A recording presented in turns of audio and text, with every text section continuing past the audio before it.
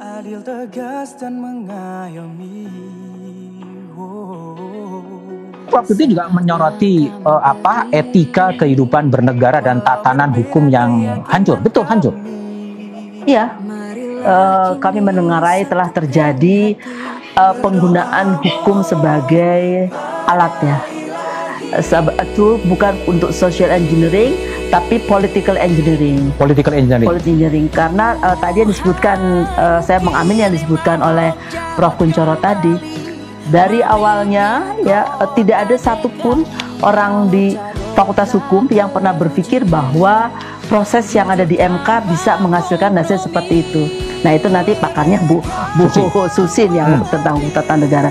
Tapi kami melihat bahwa etika itu hukum itu dibuat seakan-akan tidak ada kaitan dengan etika. Ya, bahwa kalau sudah sesuai dengan hukum maka etika itu tidak menjadi hal yang penting sekali. Padahal kita hidup di Indonesia ini kan selalu dari kecil kita sudah diajarin etika. Ya, dan itu seharusnya juga menjadi salah satu bagian ketika kita melakukan proses legislasi, kan ada aturan hukumnya. Dan proses adjudikasi ketika di Mahkamah Konstitusi kan juga harus bicara soal etika. Dan ternyata diputuskan oleh MK, oh mereka tidak beretika.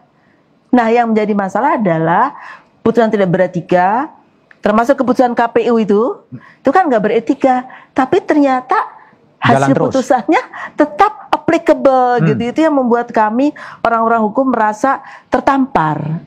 Ya karena ilmu yang kami coba kembangkan, kami teliti dan kami manfaatkan untuk kebahagiaan masyarakat, ternyata bisa digunakan sebagai a tool of political engineering. Semacam rule by law ya? Ya. Jadi ini kekecewaan UGM terhadap alumni UGM Presiden Jokowi gitu, Prof. Kun? Betul sekali. Kalau dulu kan kita puja-puja, Mas. Kita puja-puja. Barangkali kesalahan fatal kita kalau menempatkan dia terlalu tinggi sehingga dia tidak pernah salah. Nah, karena itulah maka sekarang mumpung ingat. Sebetulnya ini bukan yang pertama.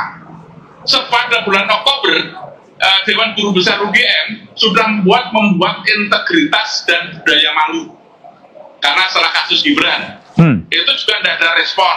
Kemudian Gibran membuat Jokowi itu adalah alumnus yang paling itu saya tidak berani ngomong itu. Itu terjadi baru sekarang ini. Baik, Prof. Waktu itu juga menyoroti etika kehidupan bernegara dan tatanan hukum yang hancur, betul hancur. Iya, kami mendengarai telah terjadi penggunaan hukum sebagai alat ya.